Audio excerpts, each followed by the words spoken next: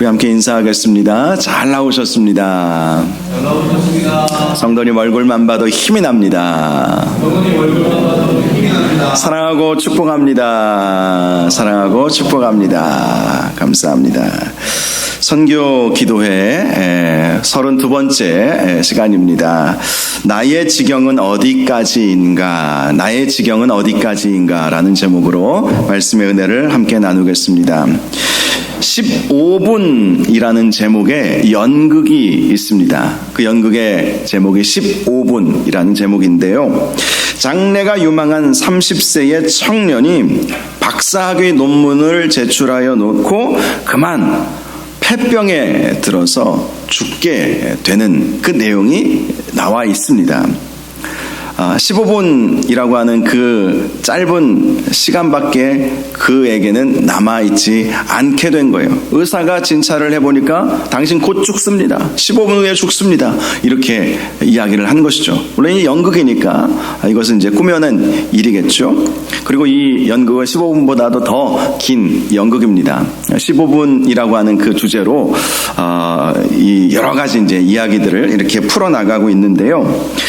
의사의 진찰 결과 그는 30살밖에 되지 않은 장래가 촉망한 이제 박사학위도 내놓고 이게 통과가 되면 좋은 또 학자로서 또 뭐 기업체에 취업을 할 수도 있고요.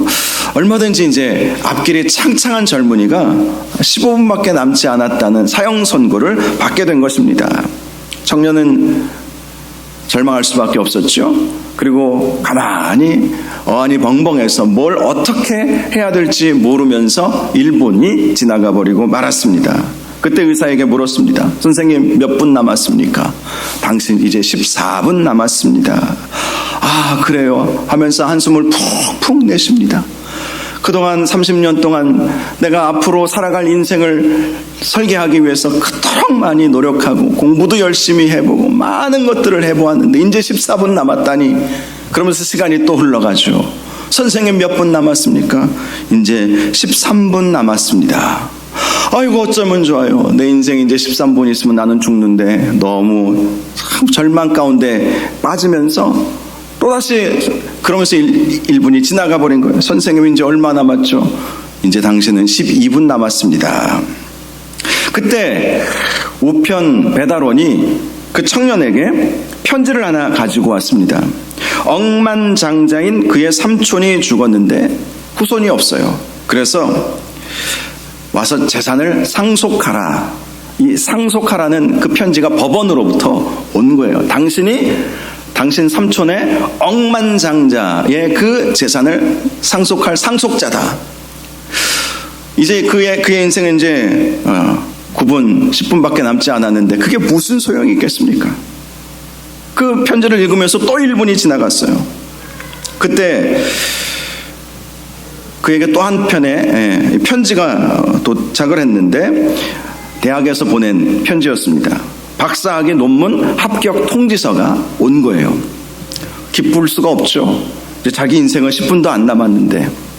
그리고 한 1분 있다가 또다시 어떤 편지가 도착을 했는데 자기 사랑하는 애인이 자기가 이렇게 될 줄 모르고 프로포즈를 했는데 당신과 결혼하겠습니다 하고 승낙하는 편지를 받은 거예요.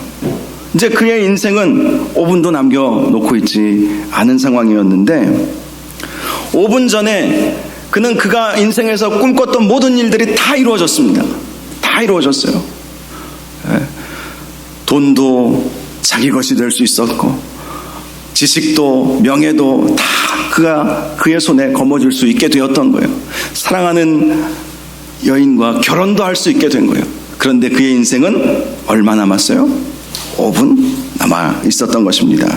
그리고 5분 후에 그 청년은 죽었습니다. 그렇게 이 연극이 끝나는 거예요. 그는 생명을 잃었고 억만장자의 재산 상속권도 잃어버렸고 박사학위도 잃어버렸고 결혼 승낙서도 모두 휴지 조각이 되어버리고 말았던 것입니다. 15분이라고 하는 그 영화, 그 연극이 주는 교훈이 있지 않겠습니까? 우리가 가만히 생각해 보아도 우리 인생 참 빠르게 지나가는 것 같다. 정말 빠르게 지나가는 것 같다. 이런 생각을 하지 않습니까? 10대 때는 10km로 가는 것처럼 느껴지죠. 그래서 어렸을 때는 왜 이렇게 어른이 빨리 되고 싶은데 어른이 안 되는지 모르겠어요. 한 학기, 두 학기가 얼마나 오래 걸렸는지 모릅니다. 그런데 나이가 들면 들수록 인생에서 느껴지는 그 속도감이 더 빨라지잖아요. 20대에는 20km, 30대에는 30km, 그리고 90이 넘어가시면 그냥 90km로 가는 거예요. 그처럼 아주 빠르게 느껴지는 것이죠. 제가 대전에 온 지도 벌써 9년이에요. 9년. 올해가 9년이더라고요. 내년 되면 때 10년 차요. 제가 2016년부터 왔으니까 내년 2025년이니까 내년 9년, 만 9년, 10년 차가 되죠. 정말 뭐 한 것도 없고 뭘 할 수 있는 것도 없었던 것 같은데, 물론 3, 4년 코로나 때문에 저나 여러분이나 많이 마음고생하고 힘들고 세상이 멈춰버리는 그러한 시간도 있었지만, 어떤 분들은 이런 말을 하시더라고요. 인생은 마라톤 경주다. 그런데 그 마라톤 2시간 보통 내외로 들어오잖아요. 2시간, 빠르면 뭐 1시간 50분대 이렇게 오는 것으로 제가 알고 있는데 모르겠습니다. 그래도 2시간 좀 넘어야 많이들 그렇게 들어오는 것 같더라고요. 그 2시간이라고 하는 그 인생 참 짧죠. 그런데 보통 이제 돌아가시기 전에 이 분들을 신방을 하면 이런 말씀을 가끔 하세요. 100m 달리기를 한 것처럼 빨리 달려온 것 같다는 거예요. 인생은 90년, 100년을 살았지만 그것이 돌이켜보니까 100m 달리기는 9초대로 뛰잖아요. 잘 뛰는 사람들은. 물론 저나 여러분들은 뭐 한 15초, 20초 가까이 뛸지 모르겠지만 정말 그렇게 빨리 지나가는 것이 우리 인생이라는 것입니다. 그래서 우리가 인생을 잘 살기 위해서는 성경에 나와 있는 말씀처럼 정신을 차리고 근신하여 깨어 있어야 하는 것입니다.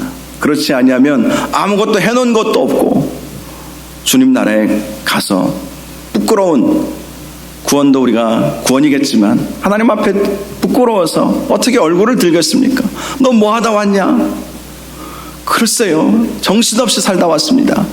이렇게 우리가 해서는 안 되지 않겠습니까? 하나님께서 우리에게 주신 사명이 있기 때문에, 인생은 정말 생각보다 빠르게 지나가기 때문에 우리가 정말 정신을 바짝 차리고 하나님께서 우리에게 주신 직분과 사명 잘 감당해야 할 것입니다. 오늘 선교 기도회를 맞이하여서 이 유다 지파의 땅의 경계에 대해서 말씀을 함께 묵상하면서 선교의 관점에서 교훈 받을 점들을 한번 생각을 해보려고 합니다. 유다 지파의 지도자는 갈렙이었죠. 갈렙. 우리가 지난달에 갈렙에 대해서 함께 말씀을 나누었죠. 갈렙은 85세였지만 이 산지를 내게 주소서 여호수아에게 당당히 가서 요구를 했습니다. 갈렙이 요구했던 땅은 헤브론 땅이었어요. 헤브론, 과거 아브라함이 살았던 헤브론. 우리가 주일마다 지금 아브라함에 대해서 말씀을 보고 있는데 그 아브라함이 오랫동안 거주했던 그 헤브론. 그 헤브론의 그 역사적 의미를 갈렙은 잘 알고 있었던 것 같습니다. 그래서 아마도 40여 년 전에 가나안 땅을 정탐했을 때에 그 헤브론 땅을 밟고 이 땅을 하나님 나에게 주십시오 라고 기도했던 것 같아요. 그때 하나님께서 네가 그 땅을 밟고 있으니 그 밟는 네 땅을 내가 너에게 주리라. 그리고 그 약속의 말씀을 이 갈렙은 끝까지 믿고 40년 광야 생활을 지나고 그리고 7년 동안의 가나안 정복 전쟁을 다 마무리하고 나서 여호수아에게 가서 하나님께서 나에게 주신 이 헤브론 땅, 이 산지를 내게 주소서. 그곳은 여전히 아낙 자손이 살고 있고 그 헤브론 땅의 성읍들은 크고 강대할지라도 하나님께서 나에게 주시겠다고 약속하신 그 땅 하나님께서 주실 줄로 믿사오니 이 산지를 내게 주소서. 전쟁할 수 있는 권리를 달라는 거였어요. 내가 가서 싸워서 그 땅을 내가 차지하겠다. 결국 이 갈렙은 하나님께서 주신 그 약속의 말씀을 붙잡고 헤브론 땅을 그의 기업으로 삼게 되었던 것이죠. 자, 갈렙이 속해 있던 이 유다 지파의 경계에 대해서 오늘 말씀해 주고 있는데, 자, 먼저 1절에서 4절까지 말씀을 보면 남쪽 경계에 대해서 말씀을 해주고 있습니다. 여러 지명들에 대한 말씀이 있는데 그 중에 가장 핵심적인 단어는 에돔 경계입니다. 에돔 경계까지. 가나안 땅에서 가장 남쪽 지역은 에돔과 국경을 이렇게 마주하고 있다고 보시면 돼요. 그 에돔 경계까지가 그 유다 지파의 땅이었다는 것을 알 수 있죠. 에돔이 어떤 민족입니까? 에서의 후예들이 에돔 민족이죠. 에돔이라고 하는 이 뜻은 붉다라는 의미를 가지고 있습니다. 붉은 팥죽을 연상하시면 돼요. 에서가 동생에게 팥죽 한 그릇으로, 그 붉은 팥죽 한 그릇으로 자기의 장자권을 넘겨버리지 않았습니까? 그래서 붙여진 별명 붉다, 에돔. 그래서 에서의 후예를 에돔, 붉은 족속, 그렇게 이제 붙여진 것이죠.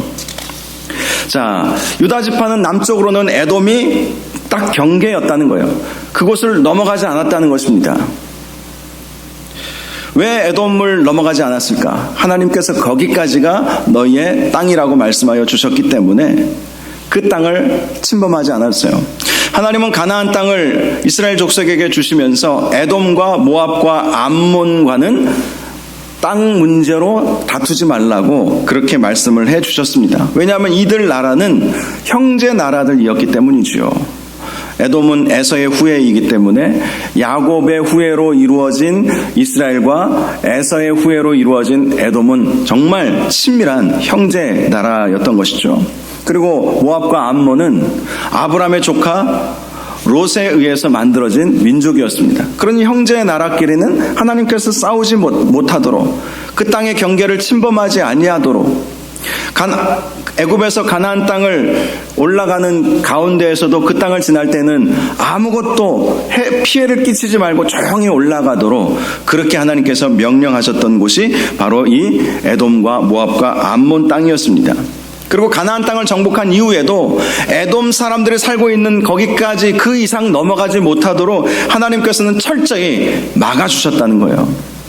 이 말씀을 통해서 깨달아야 할 것은 우리가 아무리 더 크고 더 놀라운 일을 하고 싶어도 하나님께서 정하신 경계가 있다. 하나님께서 하라고 하신, 거기까지만 하라고 하신 그 경계가 있다는 것을 우리가 알아야 한다는 것입니다. 더 넓은 땅을 차지하고 싶고 더 많은 일들을 하고 싶어도 하나님께서 허락하시는 범위가 있다. 너희는 에돔 경계까지야. 그 이상 넘어가지 마. 하나님께서 말씀을 하셨다는 거예요. 사도 바울도 선교 사역을 하면서 사도 바울이 가지고 있었던 원칙 중에 하나가 무엇이었는지 아십니까? 남의 터 위에 집을 짓지 않는다는 원칙. 남의 터 위에.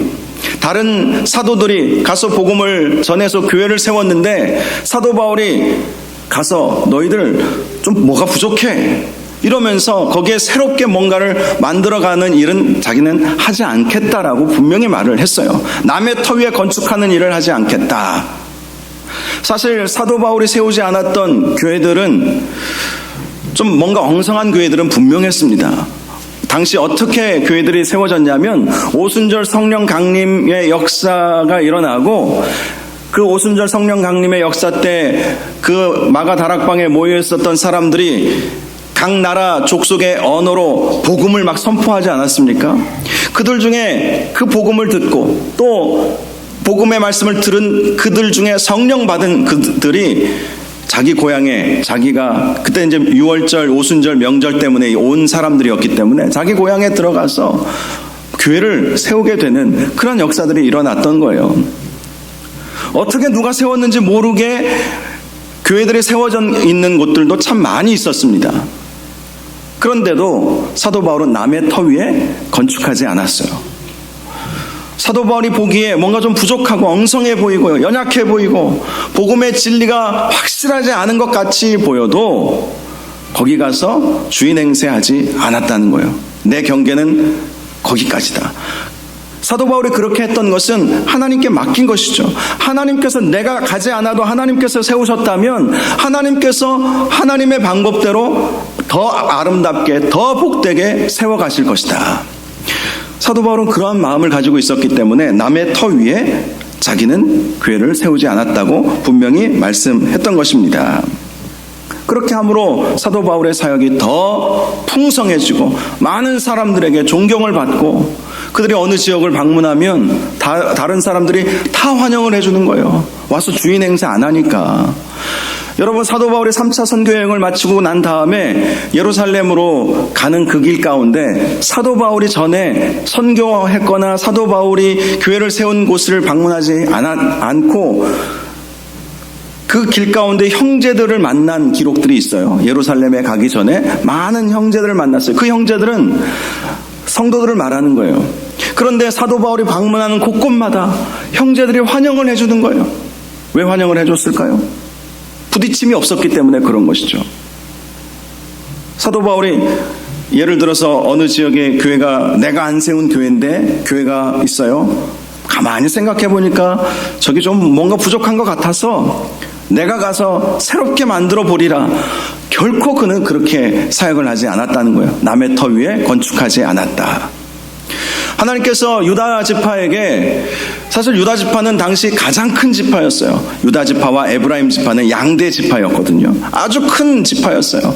그들이 받은 땅도 컸지만 유다 지파 사람들 마음 가운데 아니 조금만 더 우리가 노력하면 에돔 사람들이 살아가고 있는 그 땅까지도 우리가 차지할 수 있는데, 모압과 암몬 사람들, 에돔 사람들, 사실 우리가 가나안 땅 점령할 때 전혀 도와주지도 않고 방해했던 사람들인데 우리가 저들과 싸워서 저들의 땅도 우리 것으로 좀 취하면 누가 뭐라고 할 것인가, 그렇게 생각할 수도 있지 않겠습니까? 그런데 그들은 에돔의 경계다. 하나님께서 에돔의 그 경계는 결코 넘어가지 말아라 라고 하신 그 말씀 때문에 딱 거기까지만, 하나님께서 정해주신 그 한계에 맞추어서 딱 거기까지만 그들의 땅으로 삼았다라는 것을 우리가 볼 수 있는 것입니다. 오늘날 저도 목회 연한이 그렇게 길지 않지만 많은 교회 또 선교사님들이나 선교단체들도 보면 남의 터 위에 자꾸 뭘 하려고 해요. 그러다 보니까 그것 때문에 선교사들끼리도 갈등이 생기고 여러 단체들끼리도 갈등이 생기는 것을 참 많이 봅니다. 물론 그 마음 중심은 이해가 돼요. 그래도 우리가 더 열심히 해볼 수 있을 텐데, 더 잘 해볼 수 있을 텐데, 이런 생각들 때문에 그런 거예요. 그런데 하나님께 못 맡기는 것은 믿음이 아닙니다. 하나님께서 세우셨다면 하나님께서 내가 생각하고 내가 할 수 있는 것보다 더 잘해내실 분은 우리 하나님이세요. 하나님이세요. 우리가 항상 그것을 잘 알고 있어야 합니다. 이 방송을, 이 설교를 들으신 우리 선교사님들도 항상 그것을 염두에 두면 좋겠다, 늘 그런 생각을 하고 있고요. 제가 선교사님들을 훈련할 때에도 늘 그런 말씀을 잘 이렇게 전하기도 했습니다. 하나님께 맡기는 것이 믿음이죠. 내가 보기에 좀 부족해 보이고 연약해 보여도 하나님께 맡기는 것. 결국 내가 한다고 더 잘해낼 거라는 보장이 어디 있습니까? 하나님께서 더 잘하시죠. 하나님께서 선하게, 하나님께서 더 능력 있게 하나님께서 하실 거예요. 하나님께 전적으로 맡기면서 일하는 것, 그것이 필요하다. 선교 사역이든지 교회 봉사든지 어떤 일이든지 다 마찬가지인 것입니다. 에돔까지다, 에돔까지다. 하나님은 그렇게 경계를 정하셨다는 거예요. 자, 5절부터 11절까지는 동쪽 경계에 대한 말씀이 나와 있습니다. 이 지명들을 보면 우리에게 익숙한 지명들이 많이 나와 있어요. 7절에 보면 아골골짜기 하니까 좀 해골의 골짜기 막 이렇게 생각이 되어지죠. 그러나 아주 물이 비옥하고 아주 풍성한 그러한 골짜기가 원래는 아골골짜기였습니다. 8절에 흰놈의 아들의 골짜기도 아주 유명한 골짜기 있죠. 골짜기라고 하는 것은 물이 있다는 거예요. 물이 있는 곳. 또 9절에 넵도와 샘물이 등장합니다. 이 샘물은 수질이 아주 좋은 물이라고 알려져 있어요. 또 인근의 예루살렘까지도 물을 대줄 수 있을 정도로 풍부한 물이 나오는 샘물이었다고 합니다. 또 10절에 보면 세일산, 여아림산, 벳세메스, 이런 곳들은 정말 성경을 한두 번 읽어보신 분들은 들어보셨을 법한 그러한 지명들이죠. 당시 유다 지파가 분할받은 땅은 가나안 지역에 있어서 주요 지역이었다는 것을 말씀해 주는 것입니다. 어떻게 이렇게 유다 지파가 가나안 땅의 가장 중요한 지역들을 허락받을 수 있게 되었을까요? 그것은 우연히 이루어진 일이 아니었습니다. 제비 뽑아서 우연히 이루어진 일이 아니었다는 거예요. 이것은 하나님의 약속의 성취였습니다. 창세기 49장을 보면 야곱이 죽기 전에 자신의 12 아들들에게 축복하는 장면이 나옵니다. 그때 야곱은 유다에게 이런 약속의 말씀을 해주었습니다. 규가 유다를 떠나지 아니하며, 규라고 하는 것은 통치자들이 잡고 있는 지팡이를 말하는 거예요. 그 규가 유다를 떠나지 아니하며, 실제로 이것은 그대로 이루어졌죠. 다윗 왕권이 세워지고 유다 지파에 의해서, 그리고 그 유다 지파의 나라는, 북이스라엘은 계속해서 왕조가 바뀌었죠. 그러나 유다 지파는 끝까지, 예루살렘이 나중에 바벨론에 의해 망하기 전까지 그들의 그 왕권은 그대로 이어지게 되었던 것이죠. 또 통치자의 지팡이가 그 발 사이에 떠나지 아니하기를 실로가 오시기까지 이르리니, 여기서 말하는 실로는 예수 그리스도를 의미한다라고 전에 유다에 대한 말씀을 나눌 때 제가 드렸던 기억이 있으실 것입니다. 그리고 그에게 모든 백성이 복종하리라. 그의 나귀를 포도나무에 매며 그의 암나귀 새끼를 아름다운 포도나무에 맬 것이요, 또 그 옷을 포도주에 빨며 그의 복장을 포도즙에 빨리로다. 이 말씀을 통해서 알 수 있는 것은 유다 지파가 앞으로 받을 그 땅은 비옥한 곡창지대라는 것을 알 수가 있고요. 실제로 물이 풍성한 그러한 곡창지대, 초원지대를 유다 지파가 받게 되었던 것입니다. 하나님은 약속에 신실하신 하나님이시기에 유다에게 주신 그 약속의 말씀을 훗날 몇백 년, 거의 1000년 가까이 흐른 이후에 이 유다 지파에게 그대로 이루어질 수 있도록 해 주셨던 것이죠. 자, 그리고 12절 이하의 말씀을 보면 서쪽 경계에 대한 말씀이 나와 있습니다. 서쪽 경계는 바로 대해와 그 해안이라는 거예요. 대해와 그 해안. 대해와 해안이라고 하는 것은 놀라운 비전을 향해 열려 있음을 말씀해 주는 것입니다. 실제로 땅의 끝은 있어도 바다의 끝은 무한하죠. 바다는 세계를 향해 열려 있는 곳이죠. 하나님은 이렇게 유다 지파가 서쪽 대해와 해안을 지경으로 경계를 삼고 그 바다를 넘어서 여러 열방과 모든 섬들, 성경에 보면 온 섬들이 하나님을 찬양하라 이런 말씀이 있어요. 우리가 이사야서 수요일마다 말씀을 함께 나눌 때 온 섬들이 주님 앞에 돌아올 것이다, 이 말씀이 많이 나와 있거든요. 그 온 섬은 열방을 말합니다. 바다 건너에 있는 섬들, 바다 건너에 있는 사람들이 주님 앞에 예루살렘으로 나와서 하나님을 찬양하는 그런 놀라운 역사가 있게 된다는 그 말씀. 그러므로 이 서쪽 끝에 그 경계가 대해와 해안이다라고 하는 것은 하나님께서 유다 백성들에게 바다 너머에서 온 열방을 향하여 나아가도록 하나님께서 그렇게 그들에게 비전을 주셨다라고 하는 것을 발견할 수가 있는 것입니다. 그래서 예수님도 제자들의 사역이 유대 민족에만 국한되도록 하지 아니하시고 너에게 성령이 임하게 되면 온 예루살렘과 온 유대와 사마리아와 땅끝까지 이르러 내 증인이 되리라 라고 말씀하신 것 아니겠습니까? 예수님은 제자들에게 모든 족속에게로 나아가서 내가 너희에게 분부한 모든 것을 가르쳐 지키게 하라, 모든 민족에게로, 바다 건너 모든 민족에게로 나아가서 복음을 전하라, 이렇게 사명을 주셨던 것이죠. 바로 이 사명이 유다 지파에게 주어지게 되었다라는 것입니다. 오늘날에도 많은 선교사님들이 바다 건너 열방으로 나아가고 있죠. 또 과거에 우리가 복음의 불모지였을 때는 정말 많은 선교사님들이 바다 건너 조선반도로, 우리 한반도로 와서 복음을 전하게 되었던 것입니다. 얼마 전에 우리나라 역사상 처음으로 발급된 비자, 외국 사람이 우리나라로 오려면 비자를 받고 와야 되잖아요. 가장 처음으로 발급된 비자를 발견을 했대요. 호조라고 하는 이름으로 발급된 비자였는데, 그 비자는 호주 선교사였던 헨리 데이비스가 받은 비자가 이 가장 오래된 비자라고 그렇게 알려져 있습니다. 제가 부산에서도 한 8년 이렇게 사역했잖아요. 부산에 호주 이 선교사님, 이 헨리 데이비스 선교사님으로 인해서 세워진 병원, 일심병원이라고 있어요. 일심병원, 그리고 또 뭐 학교들, 또 교회들이 많아요.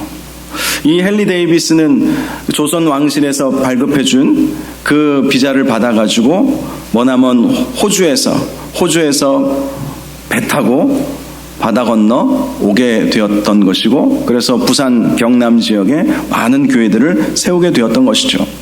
이렇게 호주에서, 캐나다에서, 미국에서, 영국에서, 정말 세계 각국에서 바다 건너 우리나라로 오신 선교사님들에 의해서 복음이 우리에게 전해지게 되었던 것입니다. 저와 여러분의 영적 지경은 어디까지입니까? 성경은 우리가 밟는 땅을 주리라, 갈렙에게도 그렇게 말씀해 주셨고 우리에게도 동일하게 말씀하여 주십니다. 밟는 땅을 주리라. 우리가 다 밟는다고 해서 내 소유로 그 땅 부자가 될 것이다, 이런 말씀을 주시는 것이 아니죠. 그곳에 영적 권세자가 되도록 만들어 주시겠다, 그것이죠. 그래서 저도 참 많은 곳을 밟아봤습니다. 그냥 여행을 위해서 밟는 것이 아니라 사역을 하면서, 복음을 전하면서, 가르치면서, 하나님 말씀 가르치면서 참 여러 지역들을 밟아봤는데, 밟아보니까 그 땅은 제 땅이 되었어요. 지금도 제가 밟아본 그 땅은 제 머릿속에, 제 눈에 그려지기 때문에 기도를 더 구체적으로 할 수밖에 없어요. 제가 만난 선교사님들, 제가 그 땅의 여러 지역들을 다니면서 복음을 전했던 그 지역들은 제 마음에 제 땅이 되어 있죠. 그리고 그 땅을 위해서 지금도 기도하고 있습니다. 지난 월요일 날 말레이시아 현지인 목사님들, 또 지도자들, 평신도 성도들이 한 10명 이렇게 오셔가지고 그분들이 너무 대접을 잘 받으셔서 가시면서 말레이시아에 오라고 그렇게 말씀을 하시더라고요. 그래서 얼마나 걸리냐고 선교사님한테 물어봤더니 12시간 이상 걸린답니다. 근데 제가 가겠다고 말씀은 못 드렸어요. 너무 멀기도 하고 갈 수 있는 상황이 안 될지도 모르겠다, 이런 마음 때문에 꼭 가겠습니다 이런 말씀은 못 드렸는데, 근데 그분들은 계속 그 차 타고 가시면서 한국말로 이렇게 얘기하시더라고요. 약속. 이게 뭔 말인지 아닙니까? 약속하라는 거예요. 오라고 약속하라는 거예요. 약속. 그러면서 네네네네. 그렇게 이제 하고 보내드렸는데, 하나님께서 기회 주시면 또 가서 그 땅도 밟고 함께 복음도 전하는 그러한 일들이 저와 여러분들 가운데 있을 수도 있겠지만, 그 땅을 밟고 그곳에서 복음을 전하고 그렇게 하는 것이 얼마나 귀하고 복된 일인지 모르겠습니다. 우리가 직접 못 밟아도 얼마든지 기도로 우리는 영적 발걸음을 내딜 수 있습니다. 우리 선교사님들이 우리에게 보내주신 이 기도 편지는 우리가 밟을 수 있는, 우리가 직접 밟아보지는 않았지만 그곳의 지명을 보고 선교사님들의 사역을 보면서 우리가 영적으로 밟는 것과도 같은 것이죠. 우리가 밟으면 그 땅은 하나님께서 우리에게 주십니다. 그리고 그 땅에 하나님의 나라가 온전히 이루어지게 될 것입니다. 우리가 영적으로 땅을 밟는다라는 그런 마음으로 여러분 선교사님들 위해서 함께 기도해 주실 수 있기를 바랍니다. 우리 선교 기도 제목 보시면서 함께 이 시간 기도할 수 있기를 원합니다. 우리 제일 앞장에 나와 있는 우리 장성근, 김미정 선교사님 위해서 쭉 기도 제목 보시면서, 우리 선교사님 부부가 이번에 우리 현지인들 모시고 오셨거든요. 위해서 기도하시고, 또 계속해서 쭉 앞장에 있는 우리 선교사님들 이름 불러가면서 함께 먼저 기도할 수 있기를 원합니다. 우리 주여 한번 부르시고 함께 기도하겠습니다. 주여, 거룩하시고 존귀하신 아버지 하나님, 우리 선교사님들 기도 제목으로 함께 하나님